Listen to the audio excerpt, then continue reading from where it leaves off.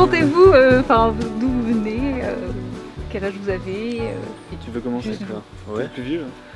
Je suis le plus ancien. Ouais. Alors moi c'est Pierre Buchenmeyer. Donc comme le nom le dit, je suis pas d'ici.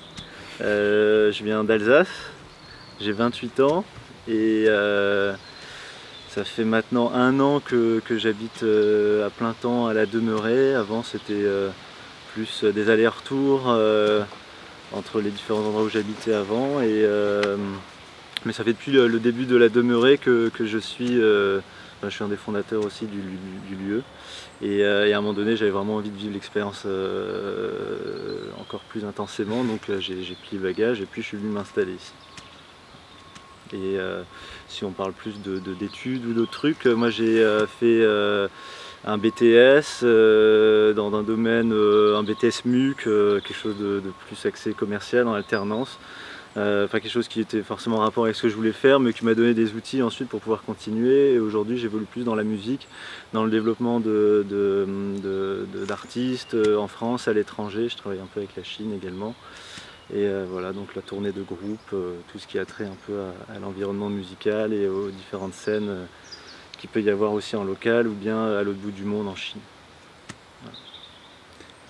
Alors moi je m'appelle Victor Saillard, comme mon nom l'indique pas, je viens d'Alsace aussi. et j'ai 27 ans. Ça fait 3 ans que je vis à la Demeurée. Alors moi j'ai fait des études en design graphique dans les Vosges, à Épinal, une petite ville, la perle des Vosges, on appelle ça. Je suis venu m'installer donc il y a 3 ans, vraiment au début du projet de la Demeurée, quoi. Je fais partie des premiers arrivés après une première vague de Demeurée. Et moi je m'occupe plutôt de ce qui est des questions d'image sur le lieu, avec Élise, avec qui on travaille en duo graphique, et à développer les outils sur place. Est-ce que vous pouvez présenter votre projet en une phrase maintenant? L'objet de l'asso, comme on l'a rédigé, c'est créer, développer et promouvoir des nouvelles formes de solidarité. C'est très vaste, on avait besoin de pouvoir aller dans tous les sens, parce que à la base on est une réunion d'amis et de groupes d'amis qui viennent de domaines assez différents d'études et de compétences. Et on voulait créer un cadre d'expérimentation assez vaste pour pouvoir s'éclater réellement, quoi, sans se donner de limites particulières. Après, tout se fait par l'expérience et le retour d'expérience sur le lieu. Et alors le lieu, c'est un terme important pour nous. C'est vraiment ça qui a enclenché notre existence concrète, quoi, en tant que groupe. Avant, on existait en tant que groupe d'amis. On se croisait, on faisait plein de choses ensemble, mais plutôt dans le cadre de loisirs, de rigolades, de fêtes, de voyages. Et on a décidé de créer une association pour pas se perdre de vue, en fait, pour se donner un prétexte à pas se perdre de vue à la fin des études, et avec la vie faisant, des sollicitations qui nous amenaient à droite à gauche. Et on trouvait ça dommage de perdre la variété des compétences qu'on avait et de nos savoirs, qui vont autant dans la musique, le graphisme, la vidéo, le droit, la philosophie, la médecine, les questions de permaculture et d'agriculture, la sociologie. Enfin voilà, on venait un peu de tous d'univers très différents, quoi. Donc on a créé une asso prétexte, et ensuite on a vite ressenti le besoin de trouver un lieu pour ancrer vraiment ce groupe qui se formait, et avoir une forme de pied-à-terre pour les amis et pour les gens avec qui on comptait collaborer à l'avenir.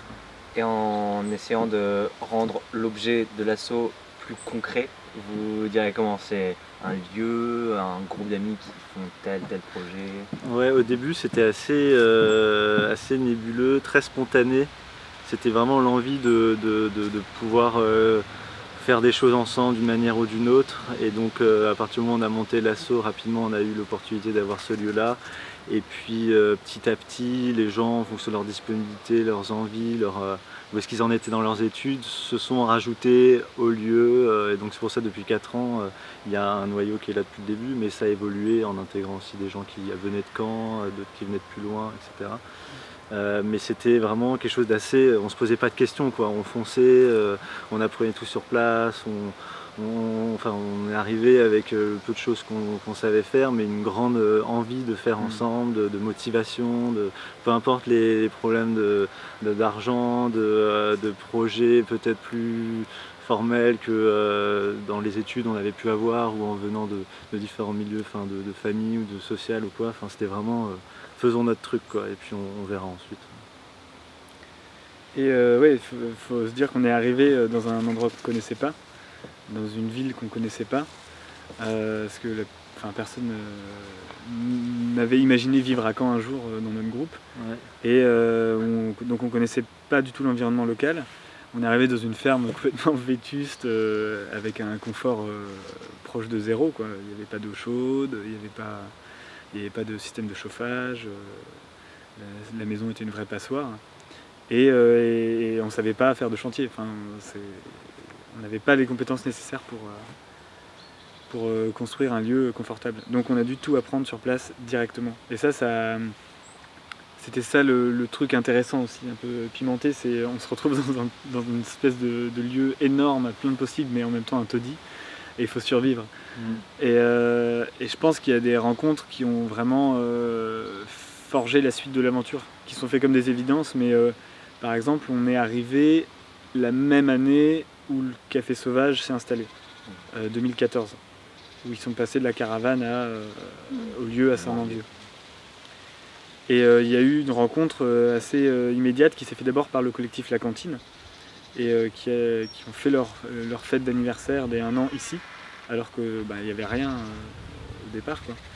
Et ça a été le début d'une grande aventure, quoi, et de l'ouverture vers tout le réseau canet de solidarité, d'associations, d'initiatives. Et ça, c'était des choses très importantes, qui ont fixé un peu aussi, qui nous ont aidés, nous, à nous structurer aussi, et en voyant l'exemple d'autres, quoi. Et vous êtes donc vous veniez d'Alsace et vous êtes venu vous installer ici, vous viviez sur le terrain ici? Comment ça se passait? Ouais, dès le début, c'était ça. Ouais. En fait, toutes les personnes qui ont décidé de venir à Caen pour mener ce truc-là ont tout de suite habité sur place, en fait. Donc c'était vraiment, les deux étaient liés. C'était déménager pour aller rejoindre la demeurée et développer le truc, quoi. Il n'y avait pas du tout on n'envisageait pas de venir s'installer en Normandie, d'habiter ailleurs et de venir de manière bénévolement s'impliquer dans l'objet de l'asso, quoi. C'était vraiment c'était une association de tous ces trucs-là, de lieux de vie, de projets, de territoires géographiques, et qui s'est vraiment matérialisé ici, quoi. Je pense que c'est ce qui fait aussi la spécificité de l'aventure qu'on vit ici, c'est qu'on est un lieu collectif, c'est-à-dire qu'il y a le côté colloque, quoi, de gens qui vivent entre eux, qui doivent s'organiser pour la vie du quotidien, quoi. On fait tous les repas ensemble, donc il y a des roulements de cuisine, etc., les courses, tout ça. Il y a le côté collectif un peu plus créatif, c'est-à-dire qu'on est tous amenés à collaborer les uns avec les autres sur des projets, sur des expériences qu'on mène à partir de nos savoirs à chacun. Il y a le côté associatif, donc vraiment notre ouverture vers l'extérieur, avec des collaborations avec plein d'assos locales ou même à l'étranger. Pierre il a fait venir des groupes de musique chinois ici. C'est très large.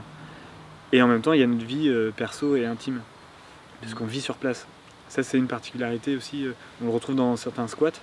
Mais là, donc ouais, on habite sur place, on construit nos vies sur place aussi. Et ça pose des difficultés de réussir à gérer tous ces pans de la vie en même temps, quoi. Mais en même temps, c'est ça qui est vraiment intéressant et qui est très riche. Comment vous arrivez justement vous êtes mis des règles un peu pour réussir à concilier un peu justement votre vie, la sphère communautaire, la sphère un petit peu plus personnelle? Je dirais qu'on se prend la tête. Ouais, on s'est correctement. bien pris la tête. Mais c'était un long cheminement avec un début de refus de règles, puis l'évidence qu'il faille en mettre, et tout en se permettant de pouvoir ne pas les appliquer, donc les outrepasser pour peut-être en dessiner des nouvelles. Donc questionner toujours ces règles qui paraissent évidentes de vie en coloc. Et puis on est tous arrivés aussi avec des différentes expériences liées à la vie en communauté. Moi j'ai toujours habité dans des colocations, à l'étranger ou ici, à 3, 4, 5 personnes. D'autres avaient habité seuls, donc il a fallu arriver à pouvoir jongler entre ces différentes formes de maturité qu'il pouvait y avoir dans les vies collectives. Donc c'était des moments, pour certains, où il y avait des évidences, pour d'autres, ils n'étaient pas encore passés par ces prises de conscience-là. Donc ça restait un bon petit bordel, mais avec l'envie de fédérer le groupe, de permettre à chacun de pouvoir trouver sa place, s'y insérer, et justement remettre des fois ces trucs de règles, mais pourquoi, du coup on les questionnait. Mais bon, là maintenant au bout de 3-4 ans on est arrivé à un truc qui est plutôt assez qui tourne bien, voilà, ça a pris le temps, ouais, mais ça reste en perpétuelle évolution. Mais ouais, c'était un... Ouais, je pense qu'on est principalement réfractaire aux règles. Ouais. C'est une bonne définition. Est-ce que vous pouvez donner des exemples d'étapes que vous avez passées comme ça, où il y a eu des changements qui ont opéré Ouais, je pense une des étapes fortes qu'on a passées, c'est le moment d'accepter une organisation par calendrier. Avec vraiment en matérialisant le fait qu'il y a des cycles qui reviennent tout le temps, c'est-à-dire que tous les jours tu manges, par exemple, et tu as besoin de faire la cuisine, et pour faire la cuisine il faut qu'il y ait des aliments. Et c'était pas évident en fait, ça paraît évident comme ça, mais ça n'était pas tant que ça. Donc on a mis en place un calendrier de la semaine, avec une réunion hebdomadaire qui se fait plus ou moins bien selon les moments, mais où on détermine des référents pour chaque repas. Donc par exemple lundi midi, un tel est référent, et il a pour responsabilité qu'il y ait un repas à ce moment-là pour tout le monde. Après, ça ne veut pas dire qu'il doit cuisiner tout seul, il peut être aidé par tous les autres qui ont envie de l'aider à ce moment-là, il choisit le menu, il fait ce qu'il veut. Mais bon, voilà, on a mis en place cette forme de responsabilité. Parce que le repas, ça a été vraiment un truc compliqué. On a vécu des périodes. L'été où on était à 15, 20, parce que c'était un peu colonie de vacances, tout le monde venait et puis on bouffait à des heures pas possibles. Tu croisais des gens qui mouraient de faim dans la cour, c'était vraiment terrible. Et c'était le premier qui se bougeait, qui disait bon, ok, allez, on va faire à manger, c'est parti. Mais ça pouvait traîner, c'était long, et du coup ça amputait directement sur notre état physique. Sur une semaine ça va, mais quand c'est des mois qui s'installent dans cette survie-là, voilà, donc c'était important de pouvoir avoir juste à bouffer, et de pouvoir être prêt pour vraiment t'atteler à la tâche de ce qu'on voulait faire à la base, quoi. Donc c'était assurer les besoins primaires de l'homme, quoi. Et est-ce que vous pourriez un petit peu lister là aujourd'hui, actuellement, quels ont été un peu les gros événements, les gros projets qu'il y a pu avoir ici, et puis là les projets qui sont en cours, un peu toute la masse de choses qui se passent ici, quoi. Ouais. L'événement un peu fondateur, je pense, d'un cycle, ça a été le festival annulé, qui a eu lieu en 2015. 2015 Ouais, déjà. c'était la 3e année. Non, 2016. Ouais, 2016. 2016. Ouais, 2016. Et c'est un peu un moment où on a noué des liens très forts, donc avec le Café Sauvage, Bande de Sauvages, et avec plein de personnes sur Caen assez impliquées, avec l'association Les Tourneurs aussi, qui fait un super travail au niveau de la musique et de la scène locale. Avec Pascal Dickens, des sommités locales de Caen, et plein d'autres personnes. Et ça a été un moment, on s'était dit qu'on voulait faire une espèce de fête qui réunirait les sauvages et les demeurés. Et on s'est lancé dans la construction d'un festival participatif, et qui a pris une ampleur vraiment intéressante dans l'implication que chacun a pu mettre dedans. parce qu'il fallait rénover en fait pas mal d'espaces, en tout cas les rendre accessibles pour la fête. Et on s'est retrouvé avec une super programmation prête sur 3 jours avec 40 groupes de super qualité, vraiment un vrai enthousiasme, quoi, un truc, il se passait quelque chose. Et ce qui est venu en plus inscrire ça dans le temps, c'est qu'on a eu des déboires avec la municipalité et les autorités préfectorales. Parce que, voilà, d'où le nom après, donc Festival annulé, qui s'appelait à la base Sauvage à la demeurée. Et sur base d'incompréhension, mais aussi parce que c'était un moment particulier en France du fait de Nuit debout. C'était exactement au même moment. Et je pense que tout ce qu'on trouve un peu d'autorité fébrile se sont sentis mis en danger par la vigueur que dégageait Nuit debout. Ils se sont mis à imaginer des répliques de Nuit debout partout qui allaient s'aimer dans les petits villages de France. Donc Saint-Comté est devenu... la municipalité de Saint-Comté s'est défendue face à notre événement en estimant que ça allait être en gros une rave party, ce qui n'était pas du tout le cas, et sachant qu'on maîtrisait plutôt bien le nombre de personnes qui allaient venir et que voilà, on restait dans un événement participatif plutôt local, quoi. Et ça a soudé un imaginaire collectif, je pense, et aussi on a perçu les capacités qu'on avait à agir ensemble à plein d'assauts sur quelque chose de ponctuel, et toute l'énergie et l'émotion que ça a pu dégager. Ça a ouvert un cycle, je pense que ça a ouvert un cycle, beaucoup d'événements tournés vers la musique, qui n'était pas forcément ce qu'on imaginait faire quand on est venu dans le lieu. On savait qu'on allait en faire, mais peut-être pas autant. Et ça a engouffré des personnes là-dedans, quoi, dans l'organisation d'événements, dont Pierre et beaucoup Édouard aussi. Ouais, et puis ça a été formateur pour plein de gens. Ça a donné lieu du coup à la construction de scènes, à la construction d'un bar, juste dans la scène, à refaire aussi se former sur l'électricité, enfin toutes les questions un peu techniques, pratiques d'organisation.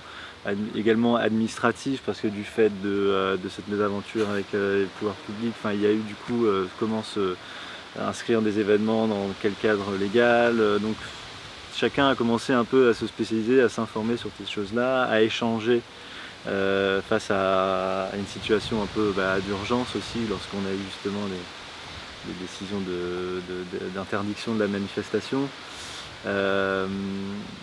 Et puis après, ça nous a aussi intéressé sur la manière de mettre en place une rencontre comme celle-ci, où justement par le terme participatif, ça impliquait une implication de plein de gens justement diverses en amont du festival, donc des gens qui ont vraiment participé à l'organisation, à la construction. Ça nous a permis de nouer des liens humains, de se comprendre, de connaître les lieux, ses limites, etc. Et du coup, le jour de l'événement, plein de gens étaient, les 3/4 des gens avaient participé à sa réalisation, donc ils étaient directement responsabilisés. Et ça, c'est le truc qu'on a pu ensuite reproduire sur d'autres formes d'événements où, en mettant en place ce genre d'organisation, les gens n'ont aucune raison de venir t'emmerder ou délabrer ou abîmer des choses, parce que justement, ils se sentent plus intimement liés, participant à ton asso, à ton lieu, etc. Donc c'était intéressant ensuite de partant de cette première expérience de festival ou d'événement participatif. Qu'est-ce que ça veut dire en fait? On l'entend assez souvent des fois. Ouais, c'est pas juste faire la vaisselle. C'est pas participer le jour J, quoi. Ça dépasse. Se sentir responsable de tout ce qui se passe, quoi. Et quand on expliquait qu'on n'avait pas besoin de service d'ordre parce que 80% des gens qui étaient là le faisaient naturellement en prenant soin de ce qui se passait, en étant attentifs, pour des autorités, ils comprennent pas. Ouais. Pour eux, il faut des mecs en gilet, baraque, payés, quoi. C'est un manque de confiance en l'humain. Ouais, voilà. Et c'était très dur d'expliquer ça. Quand on a eu droit à la caricature du mot participatif par la maire de Saint-Comté qui disait que c'était tout le monde vient comme il veut, comme chez McDo. Ouais. C'est ça la vision du participatif. Après, c'est rigolo de dire ça, c'est pas grave. c'est une bonne boutade de tribunal, quoi. Mais donc ouais, ça a ouvert un cycle. Ouais. Ensuite, on a fait d'autres choses. Bah voilà, après ça c'était un peu le temps fort du premier événement. Ensuite, Ouais. du coup, ça a ouvert des brèches musicales avec plusieurs concerts. Donc le assos festival différentes, annulé ouais. qui s'est reproduit ensuite d'année en année jusqu'à la 3e édition, qui se passe dans différents lieux de Caen. Avec nous, on accueille toujours des journées, mais il y en a qui se passent ailleurs, à la Maison du Vélo, au WIP, chez les tourneurs aussi. Où ça, dans le sud là, À Louvigny. à Louvigny. Enfin bon, ça c'est un peu, voilà, c'est des rêves autour. Ensuite, il y a eu quoi, il y a eu des concerts, il y a eu des rencontres philo, il y a eu des qui ont été animés aussi cette année. Ouais. De manière, L'idée, c'est qu'à partir des centres d'intérêt de chacun, on arrive à développer les outils qui permettent justement de faire en sorte que ça ne reste pas qu'une pratique personnelle, c'est-à-dire que ça puisse s'ouvrir vers l'extérieur. Et je pense que tout ce qu'on développe ici, c'est pensé comme un outil un peu anonyme, donc bon, qui a quand même une personnalité liée aux gens qui la développent, mais qui permettent à d'autres personnes de venir en faire l'usage dans un but de bien commun, quoi. Par exemple, on développe voilà, le studio de musique. Il y a des gens ici qui font de la musique, qui en ont l'usage, mais l'idée c'est que ça serve aussi, voilà, et même principalement à l'extérieur, et que les gens qui viennent faire de la musique ici sont pris dans une boucle, dans la boucle du lieu, quoi. C'est un lieu où tu peux répéter, tu peux faire un concert, on peut faire l'affiche imprimée de l'événement, c'est filmé par les copains, etc. Donc ça ouvre plein de possibilités dès que tu mets le pied Quoi d'autre dans l'endroit, comme quoi. possibilité? Il y a quoi? Il y a le jardin, il y a tous les musiques. Ouais, voilà, par exemple, on va utiliser des légumes du jardin pour faire la nourriture de l'événement, pour lequel le groupe aura répété dans le studio de musique, et avec l'affiche faite en sérigraphie sur place. Et souvent, quand des gens viennent nous voir pour organiser un événement, ils ont cette envie de laisser quelque chose au lieu, enfin de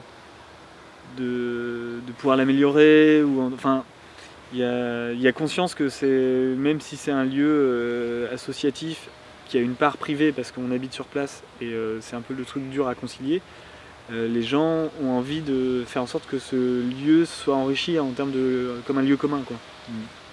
Et nous, la meilleure façon qu'on a de rendre ça possible et en même temps de redonner une part de cette richesse, c'est d'en faire un lieu qui garde une porosité, pour que des choses qu'on n'a pas forcément envisagé de faire nous-mêmes puissent avoir lieu, sans que ce soit quelque chose de compliqué du fait d'une location de salle, d'autorisation. Je pense qu'on a une forme d'ouverture qui caractérise pour l'instant vraiment notre démarche, quoi. Et des fois on rigole de la variété de choses qu'on nous propose. Enfin, et on est super content. Enfin, il y a des événements qu'on a eu, on se dit mais on l'aurait jamais fait, quoi. Enfin, Comme par exemple? qu'est-ce qu'on... Ouais, le Warn aussi. Non mais oui, ouais, typiquement.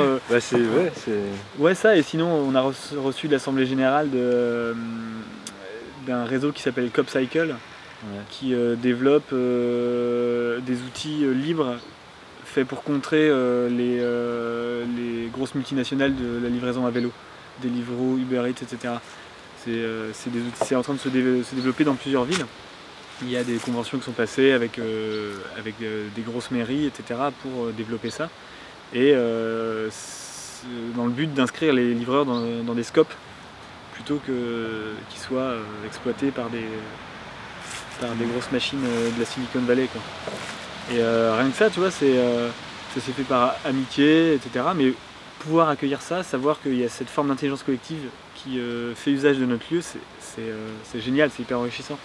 Pourtant on n'était pas là quand ça s'est fait parce qu'on était ailleurs, mais rien que de le savoir, toi t'étais là, ouais. Mais rien que de le savoir, ça fait plaisir, on est sur la bonne voie quand on arrive, on est utile, quoi. Oui, pour le Warn, c'est pareil, on est dans une forme d'accueil d'initiatives qui nous touchent, dont on est content de voir que ça se fait bien et que ça mobilise des gens, de l'intelligence collective. Après, par exemple, quand ça s'est passé, nous on sortait d'un gros cycle d'événements et on n'avait pas forcément l'énergie de s'impliquer dedans, surtout que ça nous a fait du bien de voir que tout était bien géré sans nous. Et du coup on a pu se balader chez nous en regardant ce qui se faisait et se reposer un peu, quoi. Et ça fait du bien de temps en temps.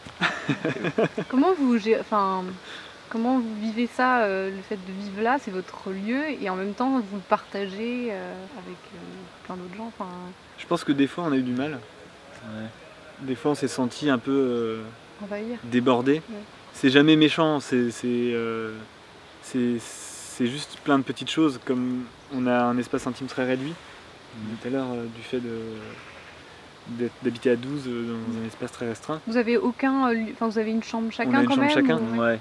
Mais ça reste une vieille maison, pas d'isolation, l'intimité est réduite à... Elle est visuelle, on se voit pas forcément, mais après on s'entend, on est tous...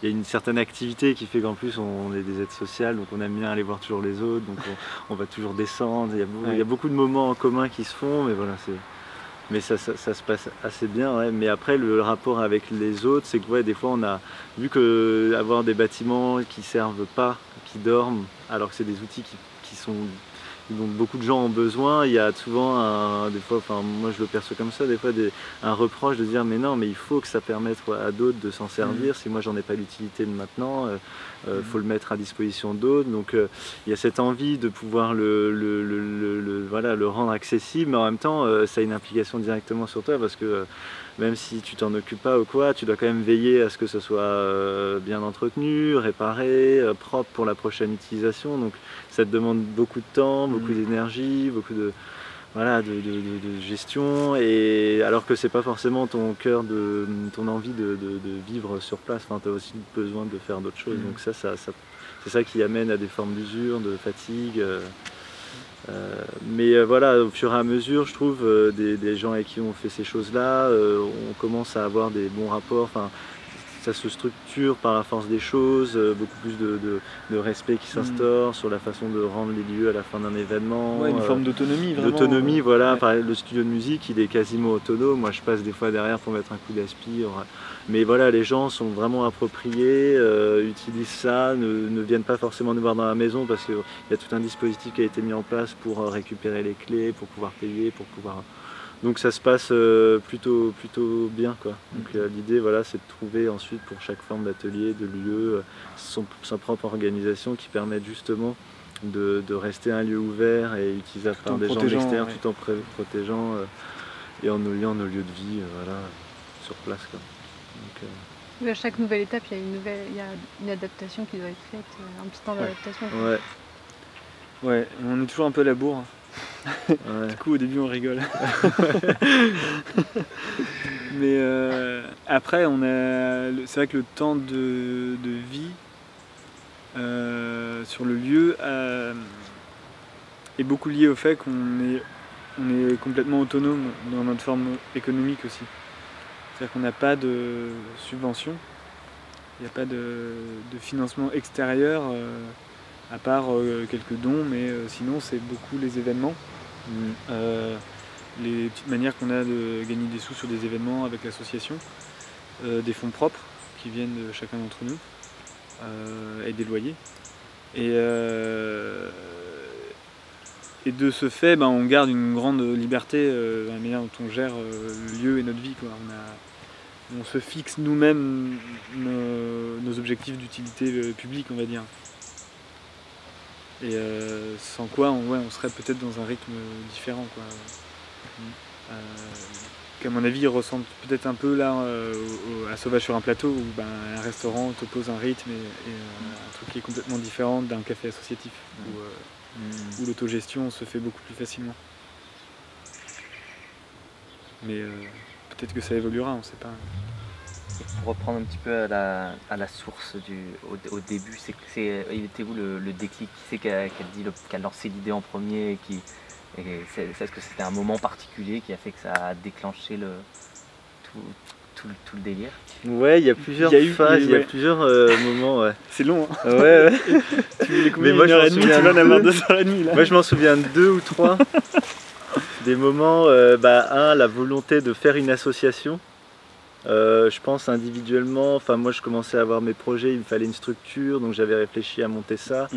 Une asso, ça se construit pas tout seul, c'est débile, mais ça reste une forme très simple.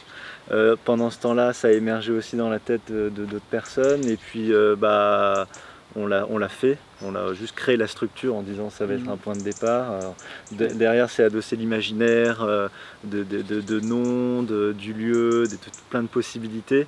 C'était signé dans une arrière-cour de bar. Ouais, non, c'est intéressant. Enfin, on a signé ça au fin fond d'un café qui est dans un cinéma à Strasbourg, qui est un des plus vieux cinémas de France, qui s'appelle l'Odyssée.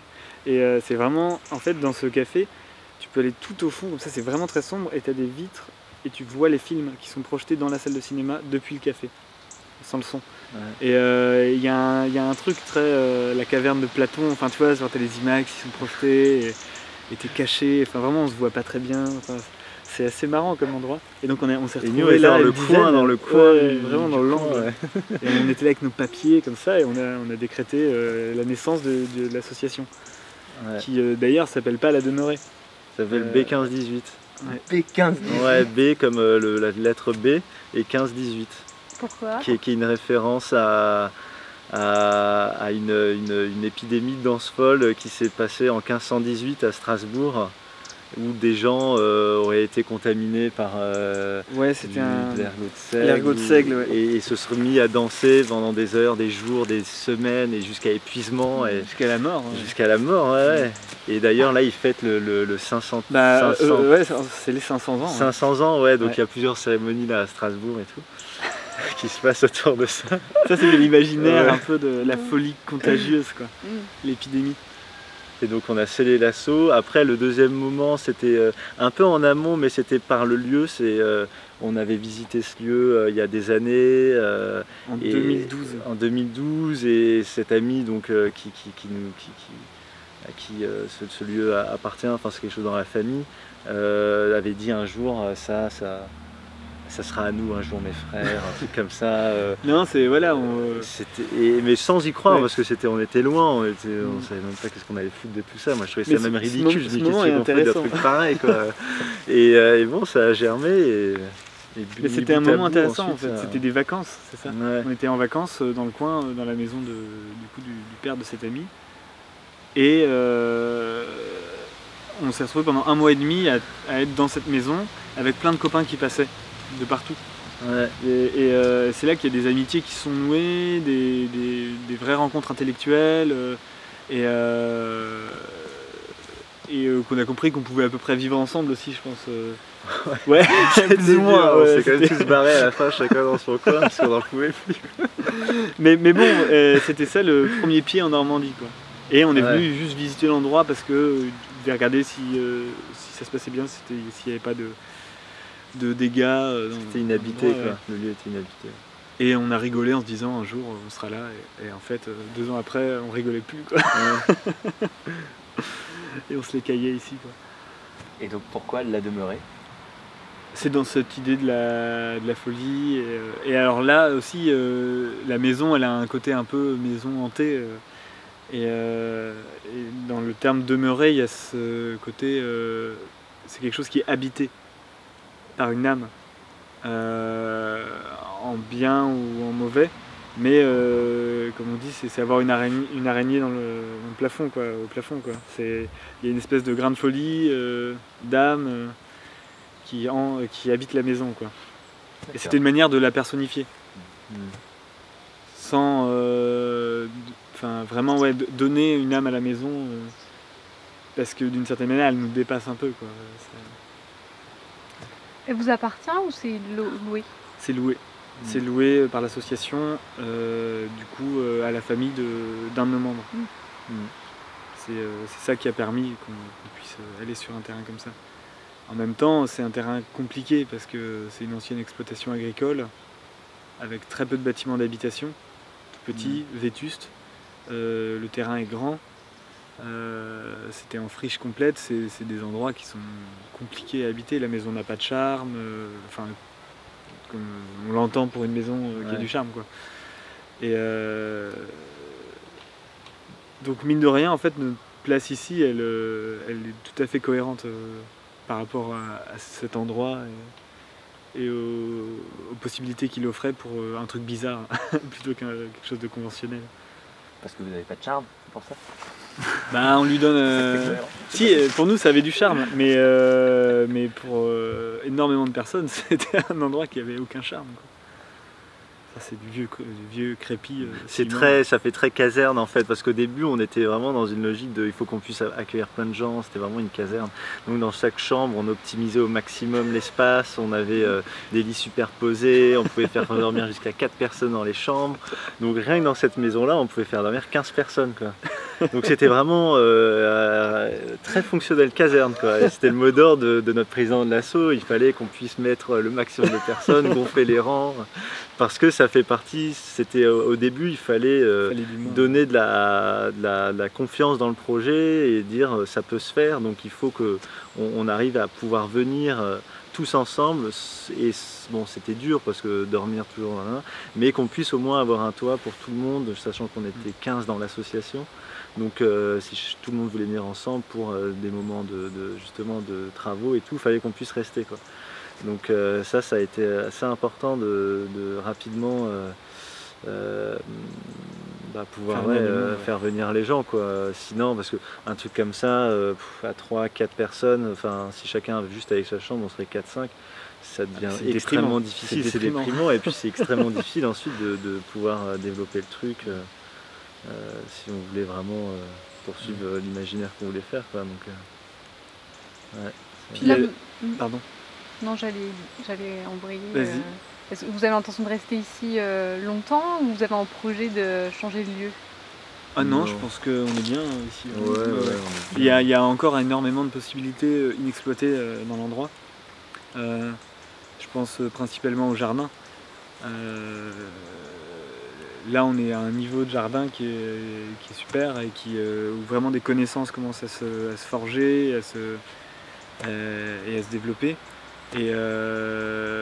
Et en fait, on a une particularité dans l'emplacement qu'on a, c'est qu'on est entre la ville et la campagne. Et c'est un lieu, c'est une zone extrêmement intéressante pour les enjeux à venir, à court et moyen terme, et aussi à long terme. Quelle est la responsabilité qu'on peut avoir en tant qu'association sur une ancienne exploitation agricole où il y a potentiellement un terrain suffisant pour avoir des activités de jardin, maraîcher, nourricier, pédagogique, et comment on peut réussir à développer ça. Et ça c'est vraiment un des gros champs des possibles qui a commencé à être exploré et qui va prendre en puissance chaque année, quoi. Pour les connaissances qui touchent au maraîchage, à la rénovation des bâtiments et tout, vous avez tout appris sur le tas, personne n'avait de formation individuellement, non, personne. Un grand-père bricolo, des trucs qu'on a pu faire petits, mais pas de trucs vraiment sérieux. Et après, on a eu l'aide de plein d'autres personnes.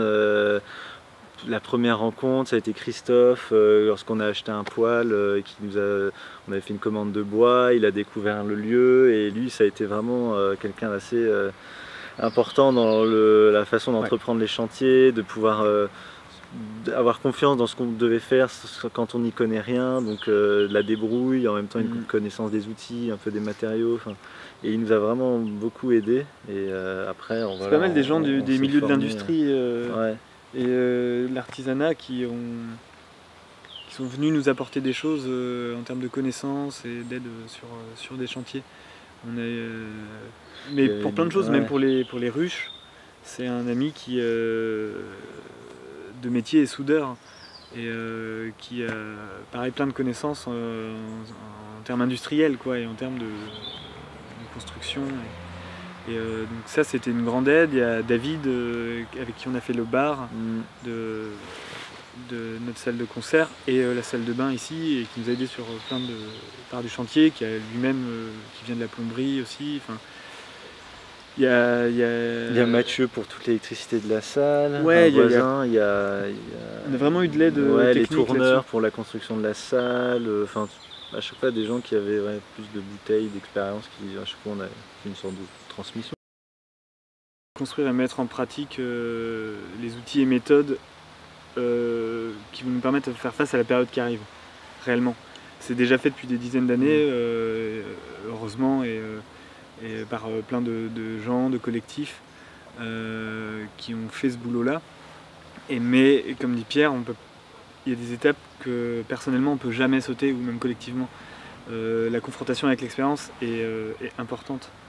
Même si on a à la base, enfin on a les récits de choses, des points qui n'ont pas marché, etc. On peut être attentif, plus attentif que ne l'ont été ceux d'avant parce qu'ils ne savaient pas. Mais la confrontation avec l'expérience et la friction avec ce que ça représente humainement de vivre des situations compliquées, de faire collectif, de sentir un collectif qui se délite, de comment on le soigne, etc., de comment on soigne quelqu'un qui va mal au sein du collectif, c'est des expériences qu'on est obligé de vivre. Et on ne peut pas faire l'impasse dessus.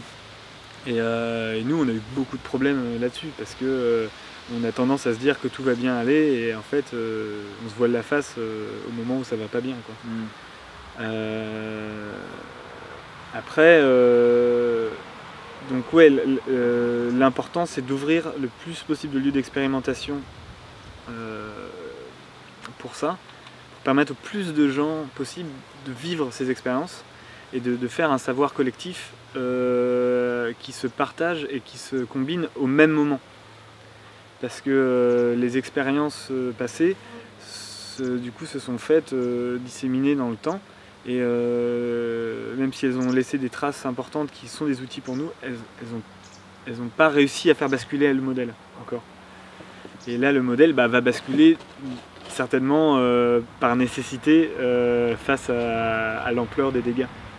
Et donc c'est toujours le danger, mais aussi intéressant de se retrouver dans des zones nébuleuses et chaotiques où c'est le fait qu'il y ait un effondrement qui ait lieu qui nous force à reconstruire de nouvelles formes. Mais ça passe par l'effondrement, et dans l'effondrement il y a toujours aussi la part de monstres donc vous prenez de l'avance. Dont on n'a pas forcément envie de croiser la route. Ouais, mais bon, quand ils sont là, quoi. Et il vaut mieux être outillé, prêt, enthousiaste et assez positif dans l'action que de subir vraiment psychologiquement, parce que c'est dur, la vue d'une société qui est en train de doucement sombrer, quoi. Donc moi personnellement je vois ça de manière assez matérialiste, philosophiquement. Il faut construire les outils qui vont nous permettre de faire face aux situations. Et plus on tarde, moins on aura la possibilité d'avoir des outils faits avec recul, améliorés. Et ça c'est une des parts de mon engagement et de mon envie de vivre ici et de développer l'endroit, quoi. C'est d'en faire un outil de construction de commun, quoi. Au final, vous faites les deux. Vous faites à la fois cet aspect matérialiste, mais aussi, tu disais, genre, vous créez aussi une sorte d'imaginaire positif de comment faire autrement. Ça, c'est le fondement. Face au récit qui est en face, qui est bien rodé, qui est dans l'imaginaire commun, c'est d'arriver à... Enfin, pas seul, mais collectivement avec tous les autres, de créer d'autres récits et de les diffuser et de faire qu'ils rentrent en résonance avec d'autres pays, avec ce qui se passe dans d'autres luttes, etc. Et ça, c'est un beau... Enfin, ça, c'est un beau boulot. Ça nous fait... C'est kiffant. Et puis voilà, après ce lien aussi, bon, il y a l'ancrage local, mais moi qui évolue aussi avec la Chine, où je sais pas, si on voit un peu comment ça se passe aujourd'hui sur la scène politique, ce régime assez totalitaire qui s'installe. Enfin, je suis très attaché moi à ce pays-là, j'ai des amis, j'échange beaucoup et du coup comment à distance on peut peut-être intervenir, essayer d'ouvrir des portes, un peu d'appel d'air pour des gens. Si ça doit se faire moi avec des scènes artistiques, c'est par l'invitation d'artistes, de leur montrer que faire vivre toujours un espoir, à l'animer, permettre que voilà, ils puissent revenir avec d'autres idées, revivre là-bas, le diffuser sur place, maintenir cette lutte quoi, de commune, de génération et tout. Donc, ouais, et tout en nous apportant un témoignage de ce que c'est une société qui réellement se tend sur des questions sécuritaires, on le vit aussi ici, mais en Chine avec cette ampleur technologique et de fichage qui est encore un cran au-dessus, quoi. C'est des choses dont on n'a pas forcément conscience au quotidien ici, sauf pour des gens qui se sont retrouvés confrontés dans des luttes type à Bure ou à la ZAD, où vraiment le dispositif policier s'est mis en place de façon très très serrée autour d'eux. Et en Chine c'est généralisé, quoi.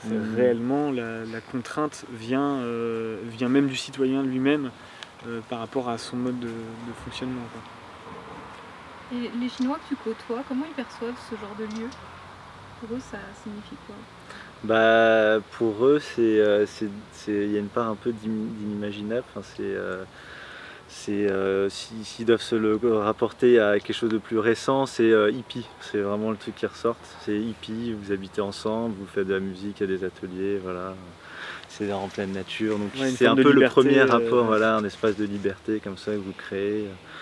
Et voilà, donc c'est un peu le truc, quand ils viennent là, ils sont juste heureux, quoi, ils sont vraiment bien. C'est des choses qu'ils essayent de créer aussi en Chine, donc ils s'éloignent des grands centres de pouvoir, des grandes villes, donc ils vont dans des régions un peu recluses, dans le Yunnan, dans des régions montagneuses où il fait bon vivre, et c'est des régions qui ont toujours accueilli un peu des formes de dissidence, de courants de pensée, de musique, de philo, de poésie. Ça a toujours été vraiment dans ces coins-là, et donc voilà, quand ils viennent là, ils ne sont pas surpris que ça existe, mais ils sont vraiment contents de le découvrir et de pouvoir vivre l'expérience, quoi. Donc, tu parlais de récits, mais c'est vrai que c'est Cyril Dion qui a écrit un bouquin où il dit qu'il faut raconter des récits aux gens sur cet avenir-là, ouais, bien sûr, pour créer un imaginaire positif. Ça commence par l'imaginaire. Qu'ils soient prêts finalement à vivre ce récit s'il y a un moment. Mais tu remarques une forme de réaction, c'est de cracher sur l'utopie. Ça, tu vois, dans des mouvances ou dans des espèces de contractions un peu réactionnaires, il y a cette détestation de la question de l'utopie. Comme si l'utopie c'était une insulte à la réalité. Alors que l'utopie est pleinement ancrée dans la réalité, en fait. C'est ça qui donne une saveur à la réalité, c'est que dans ce qu'on voit, on entreaperçoit un avenir meilleur et on se prend à l'imaginer et à vouloir le réaliser. C'est ça la vie, quoi. C'est pas subir vraiment la moindre rugosité de la matérialité des choses et en souffrir et essayer de s'adapter à ça sans faire force de résistance, quoi. Et ça c'est terrible, enfin, c'est vraiment une pensée mortifère, quoi. Il y a aussi le fait que si on peut pousser encore ce truc d'utopie encore plus loin, on peut se rendre compte que au final, peut-être l'utopie, c'est justement le contraire, c'est d'espérer pouvoir continuer de vivre de cette manière-là, avec notre matérialiste, consumériste, ouais, c'est la dystopie. C'est une utopie d'y croire, quoi. T'as envie de dire, les gens sont fous de croire que ça va continuer comme ça. Mais je pense aussi que l'utopie qui va pas dans ce sens-là, matérialiste, qui prend un autre chemin, c'est aussi remettre en question le fondement de notre société complètement, et les gens ils vivent dedans, donc c'est en fait ce qu'on vit ça n'a pas de sens et ça nous mène vers le... Faut toujours, faut pas cracher non plus sur le fait que, enfin, nous on a de la chance. Oui. Un des points de départ de notre projet, c'est on a de la chance et du fait de cette chance, on a une forme d'obligation qui naît et qui doit se partager, qui doit permettre d'ouvrir des espaces pour des personnes qui n'ont pas la chance qu'on a. Et c'est pas une question de condescendance face à la situation d'autres personnes, c'est vraiment, on a une forme de dette de par les milieux sociaux, notre couleur de peau, tous les avantages qu'on tire de la forme actuelle de la société qui ne nous convient pas, et ben on doit transformer ça en une réelle ouverture pour des gens qui n'ont pas cette chance-là et qui subissent les formes de domination qu'on a moins à subir. Et enfin, personnellement, c'est un truc qui me motive. Et après, au niveau de chacun est situé quelque part sur la sphère un peu des luttes actuelles. Nous, on a la chance d'être dans un endroit qui n'est pas un endroit contesté. On est à 5 comptés. On est à 100 contestes. Et on a cette chance-là de ne pas être confronté au dispositif policier qui accourt à la ZAD, qui accourt à Bure, qui accourt à Sivins, à la Plaine à Marseille. Vous louez le lieu. Donc ouais, on a une forme de légitimité qui nous protège et qui fait que du coup d'un côté on perd la notion d'urgence et donc peut-être qu'on perd en termes d'efficacité parce que la vie est belle, le temps file, mais en même temps on a cette forme de devoir de créer une sorte d'oasis qui soit un lieu d'expérimentation pour des gens qui veulent tester des choses avant de les amener ailleurs et qui ont besoin d'un espace moins risqué avant de se lancer, de créer une zone de paix en fait, enfin de repos. Que ce soit à travers la musique, à travers le jardin, à travers le dessin, à travers, je sais pas, toute forme de réunion, la méditation, du yoga, des grandes rencontres, des repas, et hors de la lutte. C'est ce que la lutte, c'est un temps extrêmement épuisant.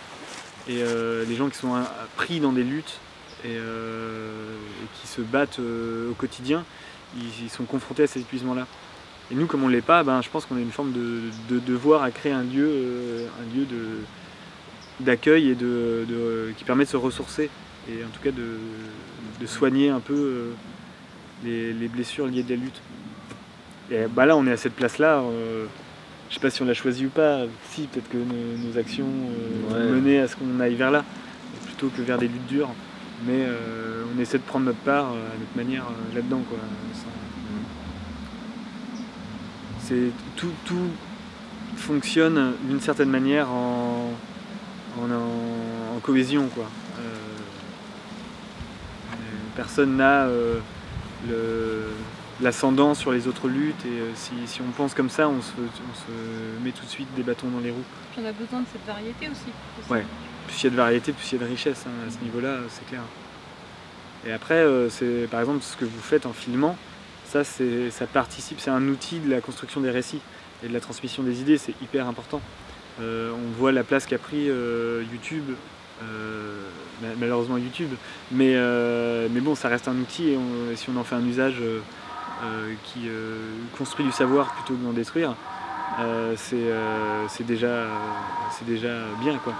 Et la place qu'a pris YouTube dans la transmission du rapport à l'expérience, aux tentatives, à la parole, hors de réseaux et de sphères d'influence économique ou politique, ça a été une grande respiration, je pense, pour beaucoup de gens. Et beaucoup de notre génération aussi. On sera bientôt sur Peertube. Ouais, voilà. Ouais, ça... À propos de l'outil de cohésion qui est l'humour, chez nous, je pense principalement. C'est pas un humour simplement dissolvant et qui fait disparaître les conflits dans un grand rire. Et c'est vraiment travaillé. On a du coup un écriveur et triste sur place qui s'appelle Osvaldo Geroux. Et il a tout un tas d'autres blazes divers et variés. Et qui a une pratique de l'écriture, disons, satirique et absurde à propos de l'expérience vécue sur place, qui a donné lieu à un fanzine, qui est déjà son 3e numéro, et à des performances en collaboration avec des copains qui font de la musique, où vraiment ils racontent de façon complètement absurde et décalée ce qu'on vit ici. Et en appuyant vraiment sur les trucs rigolos et qui font prendre du recul. Et donc ça, lui il a un peu le rôle du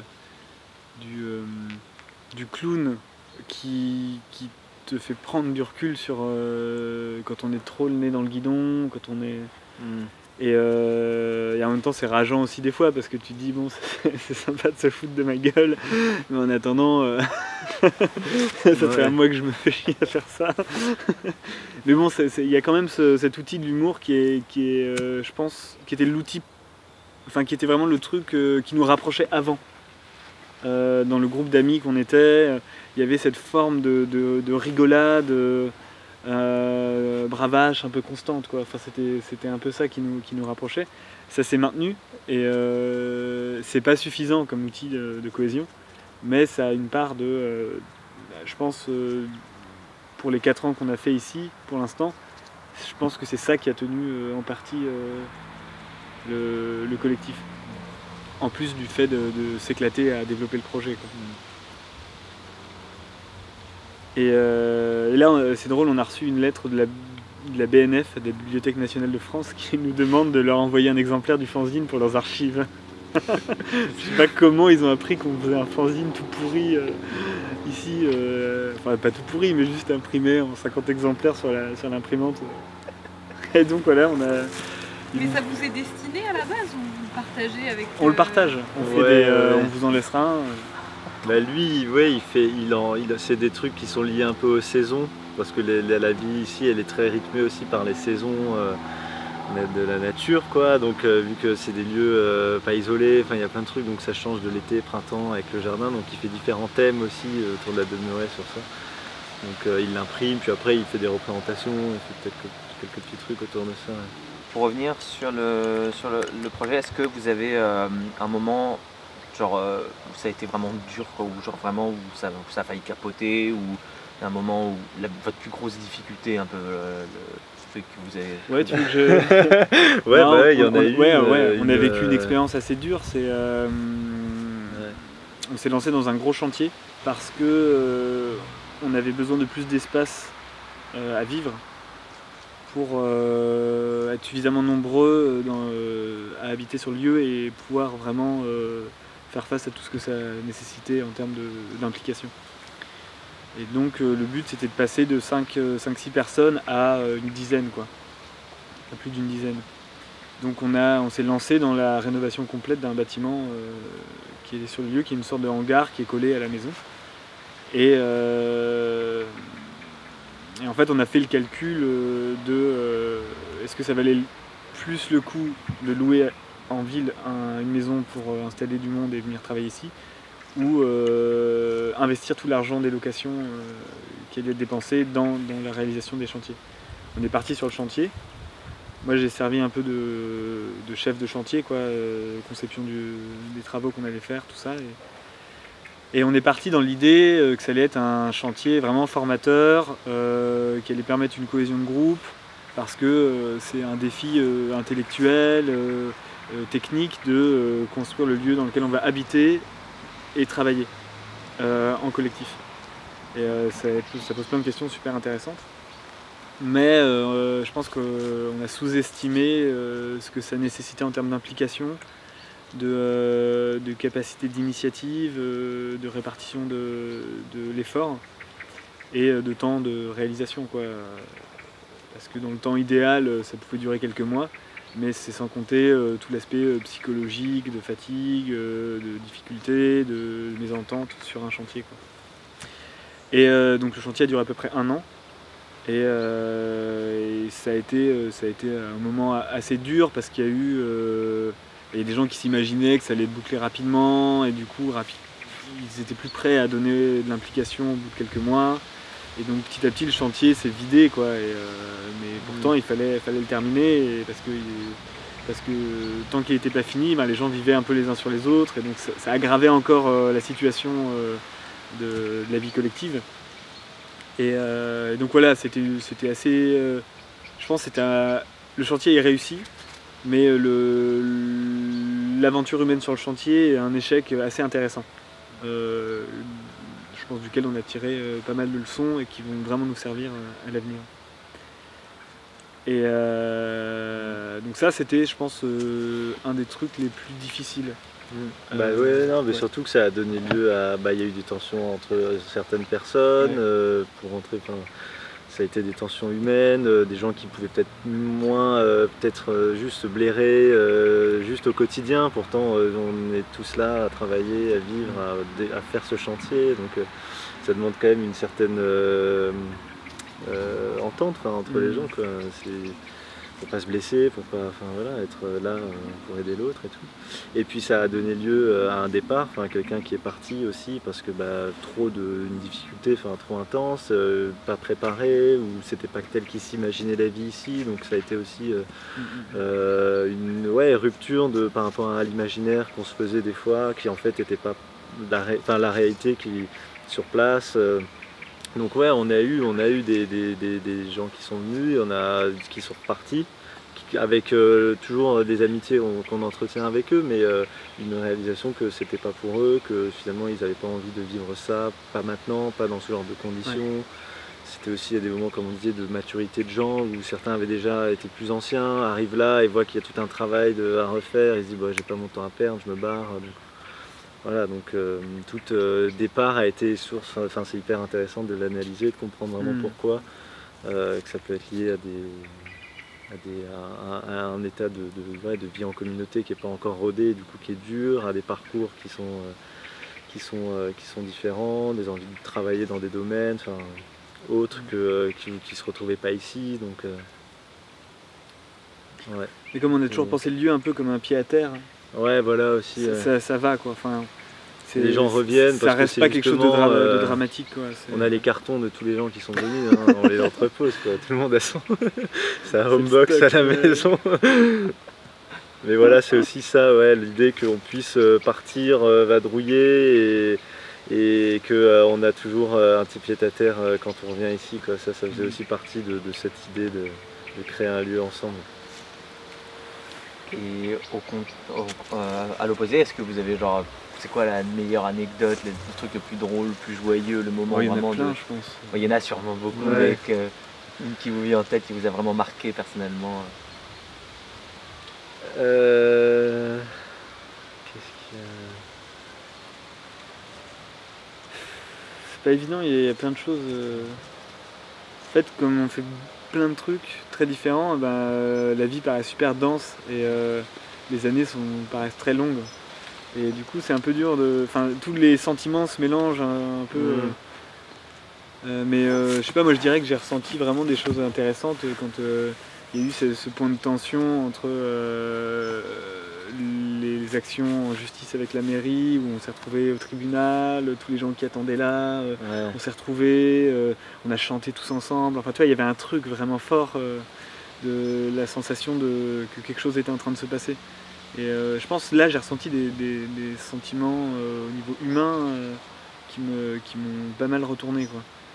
Ouais. De voir toutes ces personnes et de se dire waouh putain on est là, on s'est tous bougé le cul tous ensemble et tu les sentais vraiment vivants, tu vois, c'était pas juste des gens que tu croises et que tu sens que tu pourrais bien t'entendre mais t'as pas le temps. Là il y avait une cristallisation de plein de corps comme ça qui étaient heureux d'être là ensemble. Avec il y a eu un moment magnifique de chant a cappella qui était dirigé par le chanteur du groupe chinois qui était venu en résidence ici et du coup qui a voulu lui offrir quelque chose pendant ce moment difficile, et donc on s'est lancé dans un chant et il faisait le chef d'orchestre et tout le monde, on avait fait différentes parties de la salle qui chantaient une chorale, tu vois, et on a chanté comme ça, c'était trop beau quoi. Et ça c'était vraiment un cadeau qu'il nous a fait qui était magnifique quoi. Ça je pense que c'était un moment fort. Ouais. Après il y en a d'autres, c'est le fait qu'on soit nombreux, il y a toujours des gens sur place. Du coup il y a toujours un parking avec des bagnoles, il y a toujours des gens qui circulent et certains voient ça d'une manière c'est quoi ces gens qui habitent là, mais d'autres n'hésitent pas à venir nous voir et à rentrer comme ça par curiosité, et notamment des gitans quoi. Et du coup, on s'est retrouvé des points de similitude entre notre mode de vie avec d'autres modes de vie. Et du coup, les gitans viennent nous voir des fois. Ils voulaient nous acheter encore une bagnole il y a un mois qui était complètement pourrie. Ils l'ont démarré, ils ont fait des tours dans la cour, elle fumait blanche, il y avait une énorme fumée ici au milieu, puis après ils se disent oh, bon elle marche, c'est parfait, ils vont dans la rue avec, ils font des tours, il y avait de la fumée blanche partout, enfin c'était juste complètement spectaculaire en fait. Un dimanche après, on était tous là, mais qu'est-ce qui se passe ici? Et en fait ça nous arrive souvent. Et en fait voilà, il y a souvent des gens comme ça qui viennent. On s'est retrouvé avec le camion d'un cirque pendant 2 mois ici, parce qu'il était tombé en panne, ils l'ont laissé là. Pareil, il y a un camion qui a été désossé là, il y avait un camion qui est resté là pendant 1 mois et les gars sont dit on va revenir dans 2 semaines, on va le démonter, on va tout revendre et tout, et puis les gars reviennent pas, on les appelle, et fait ouais on arrive demain. Ils sont venus et en 2 jours ils avaient tout taillé le truc, trié toutes les pièces et tout. Et puis le lendemain, les trucs sont venus, les gars avaient des bracelets électroniques à la jambe, et ça, ok, c'est quoi ce truc? Type qui t'a fait qui c'était une crise d'épilepsie, en train de découper à la meuleuse le camion. Et les pompiers qui l'ont emmené. Les pompiers qui arrivent. Le lendemain, la grue qui prend toute la carcasse, qui la emmène sur son camion. Et il y a constamment des trucs comme ouais, ça. c'est vraiment, ouais, il y a de la matière, votre écriveur là. Ah bah ouais, non mais t'inquiète pas, il y a de quoi faire. Oh la vache. Bon, sinon, autre question, est-ce que vous avez une personne inspirante, un livre à conseiller, une œuvre, quelque chose qui vous a peut-être guidé un peu pendant la construction du projet ou maintenant quoi. Bernard. Bah pour toi, ouais. Ouais, moi je peux. Ouais, quand même. Oui. Bah, moi j'aime bien le travail d'un philosophe qui s'appelle Bernard Stiegler. Et après, des livres à conseiller de lui, ils sont quand même un peu coriaces et pas toujours hyper accessibles dans ce qu'il raconte, mais par contre il y a des moments très poétiques dans sa philosophie qui sont intéressants et des mots d'ordre un peu. Par exemple, nous, même dans la base de l'association, on avait pris ces mots qui sont de lui, qui parlent de développer des savoirs vivre, des savoir-faire, des savoir penser. Et ça, c'est un truc qui nous a marqué, quoi. On veut créer un lieu dans lequel on puisse réellement développer des savoirs, qui soient des savoir-faire, vivre et penser, un peu dans toute la sphère de ce que peut être un humain, quoi. Après, ouais, Bernard Stiegler, il faut regarder des conférences de lui. C'est plus intéressant, je pense, pour rentrer dedans. Et après les bouquins, il y en a des super, mais il faut avoir le temps, quoi. Moi, il y avait plus des trucs autour de Hacking Bay. Enfin, c'est des trucs, je sais pas si vous connaissez, mais qu'il avait écrit sur les TAS, les Temporary Autonomous Zone. C'est des petits pamphlets sur justement ces lieux qui peuvent être qui émergent à un moment donné dans une société à un moment précis. Des petits essais plutôt. Des petits essais. Des essais, ouais, des essais, ouais. C'est contre les pamphlets. Ah ok, ouais, non, ouais, alors des essais, ouais. Bon, des petits bouquins, quoi. Ouais. et voilà, et ça c'était assez intéressant parce que c'était assez poétique, mais en même temps, il voulait théoriser et accompagner ces différentes initiatives comme ça, citoyennes qui peuvent avoir, peu importe le temps, l'endroit où elles s'inscrivent, c'est qu'elles repoussent comme des champignons et qu'elles peuvent durer ou s'arrêter à un moment donné pour une raison qui est contre la volonté des gens qui l'animent, mais le plus important c'est juste qu'elles existent. Donc par rapport nous à notre lieu, quand on disait avant comment on se projette, cette vision à long terme, elle peut, on fait tout pour que ça se développe, ça s'améliore, que ça perdure, mais en même temps si ça doit s'arrêter, bah, ça s'arrêtera et puis voilà, après le plus important c'est qu'il y ait d'autres gens qui soient venus, que puis ça se recrée sous d'autres formes ailleurs.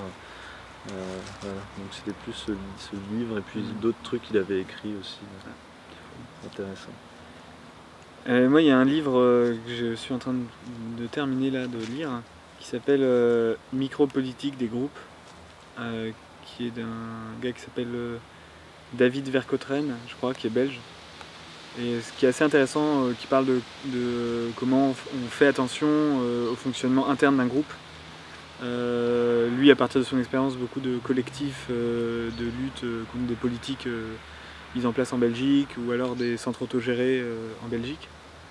Mais c'est un livre assez ouvert qui fonctionne par mots-clés comme ça sur ce qui se retrouve dans un groupe, à quoi il faut faire attention, sans forcément donner des outils très directifs, mais plutôt des parcours au sein du livre dans différents termes. Qu'est-ce qui hante un groupe, les fantômes qui vivent dedans, comment, si on doit s'autodissoudre, comment on le fait, quels sont les...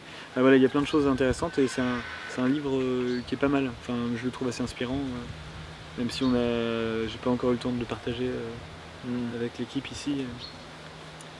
Voilà, et ça c'est pas mal. Micropolitique des groupes. Comment vous, dans votre vie personnelle, cette aventure, ce gros projet de vie a vraiment changé quelque chose chez vous, quoi, dans votre vie professionnelle, dans votre vie personnelle? Qu'est-ce que ça vous a changé? Qu'est-ce que ça vous a apporté? Moi, je vois d'un point de vue le rapport à la ruralité et aux villes. Comme on dit, on vient de lieux de ville. Et penser la ruralité, c'est vivre dans un milieu, même si on est à côté d'une ville, mais on est quand même en pleine campagne, on a les champs, on a les oiseaux, on a des fermiers, on a des questions de lier aux villes dans des petites villes, avec des considérations très locales, mais qui en même temps ont qui sont influencés et dépendants de décisions nationales, etc. Et du coup, vraiment cette découverte, je sais pas, de la campagne, quoi, des mentalités. Je dis ça parce que ce week-end, je suis allé faire un saut à Paris, voir des amis, et même si ils viennent aussi de Strasbourg, donc pas non plus une grande ville, certains habitaient peut-être dans le patelin autour. Le cheminement fait qu'aujourd'hui, ils habitent dans des grandes villes et leur rapport à leurs préoccupations, les discussions qu'il peut y avoir et qui animent un peu les vies sociales, les petites tambouilles des fois dans les médiatiques, ou ces trucs-là, cette forme des fois de superficialité, cette considération des campagnes. Là tu vois la rupture en fait qu'il peut y avoir en fait dans la vie en fait, de tout ce qui est plus simple et des fois banal, et ouais, je le retrouve vraiment quand je viens ici, donc c'est quelque chose qui m'a vraiment permis de mieux articuler ça, et puis d'un point de vue aussi politique, de voir l'importance de connaître à quoi ça sert d'aller rencontrer les gens, de vraiment passer du temps dans certains lieux de France ou d'ailleurs, de comprendre l'état d'esprit, les spécificités locales, la bouffe, les animations du dimanche, les trucs comme ça, et c'est pas le même d'un nord, du sud, dans le... Et ça c'est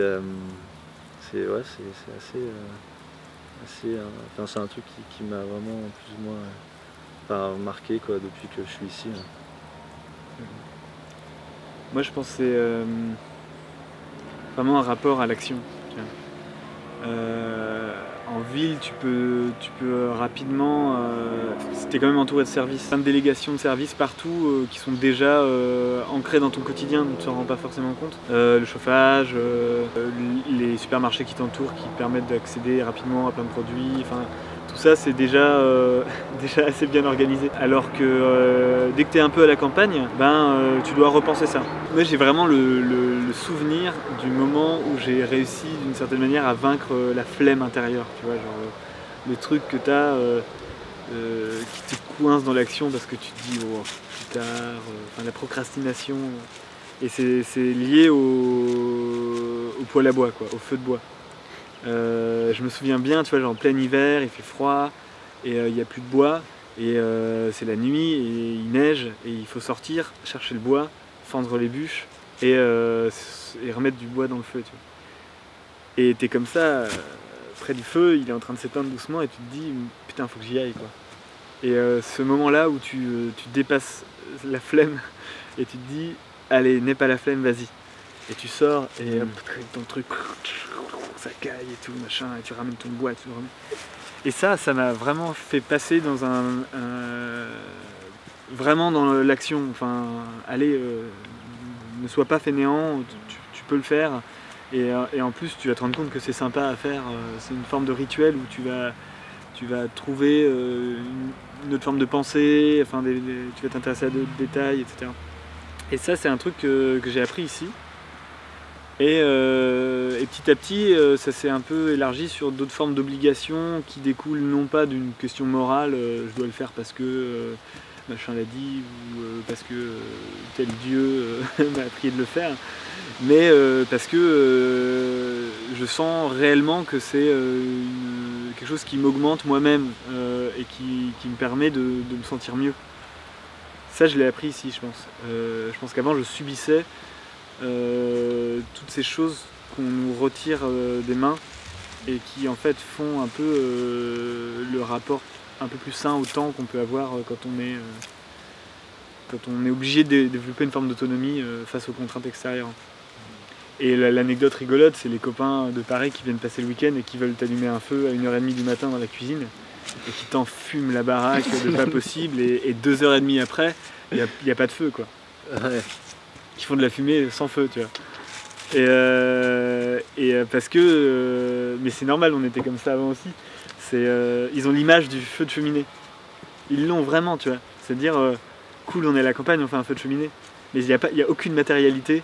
Et c'est pas du tout relié à un savoir ou à genre, comment on allume vraiment un feu pour un foyer de cheminée ou de poêle à bois. Donc c'est une espèce d'image cérébrale et ils sont face à l'objet et on met des trucs dedans et... Bon, on va chercher la colle à brûler, les gars. Ouais, non mais voilà, on comprend pas qu'il y a un clapet de tirage, du coup on fait le feu à tirage fermé donc c'est pas possible, enfin tu vois toutes ces choses là quoi. Et tu te réveilles la nuit, tu fais putain il y a le feu, tu descends et tu trouves le Parisien bourré en train de souffler sur sa braise. Mais on était comme ça avant aussi et c'est des choses qu'on a appris grâce à ça, quoi. Alors en fait, mais même tes parents aussi, enfin presque tous les parents des gens qui habitent là sont venus ici passer du temps. Et par exemple mes parents, ils cherchent un endroit où habiter pour la retraite et ils se sont mis en tête de venir habiter pas très loin d'ici parce que la Normandie leur a plu et ils ont envie d'être proches d'un projet comme ce qu'on fait, quoi. Ça les encourage. Et ils se retrouvent à regretter de ne pas l'avoir fait plus jeune, etc. Et à l'annonce du projet, comment ils l'ont pris? Ouais, bien, ils ont trouvé ça délirant. On a de la chance. Ils ont soutenu, d'une manière ou d'une autre, quoi. Mais c'est vrai que psychologiquement, ils étaient là, ils ont jamais, ils nous ont jamais mis le bâton dans les roues ou dire ah non, faut que ça cesse ou ça, quoi, comme ça. Est-ce que vous avez des conseils pour ceux qui aimeraient faire un projet comme le vôtre ou se lancer dans un truc? Quels conseils vous donneriez à des gens qui veulent se lancer dans un projet comme ça? L'amitié, je pense. Nous, on a commencé sur l'amitié. Former un groupe d'amis avec qui on a des choses à partager. Et pas être trop exigeants les uns avec les autres. Être exigeant collectivement, mais pas forcément sur les personnes. Et ensuite, se lancer en ayant cet imaginaire commun qui fait le terreau après pour le reste, quoi. Et pas être trop dirigiste dans ce qu'on imagine que ça va donner, quoi. Faut laisser de la place. Être spontané, vraiment y aller, foncer, pas trop planifier, d'organiser. Ça viendra après. Peut se retrouver écroulé assez rapidement. Ça viendra après. Et puis après, il faut juste savoir se rendre. T'es disponible pour vraiment le faire. Disponible. Il n'y a que du temps qui peut faire que ça puisse se développer, ça puisse marcher, quoi. Alors, si vous voulez en savoir plus, cliquez sur le chat. Cliquez sur les chats. Tirez sur la queue du chat.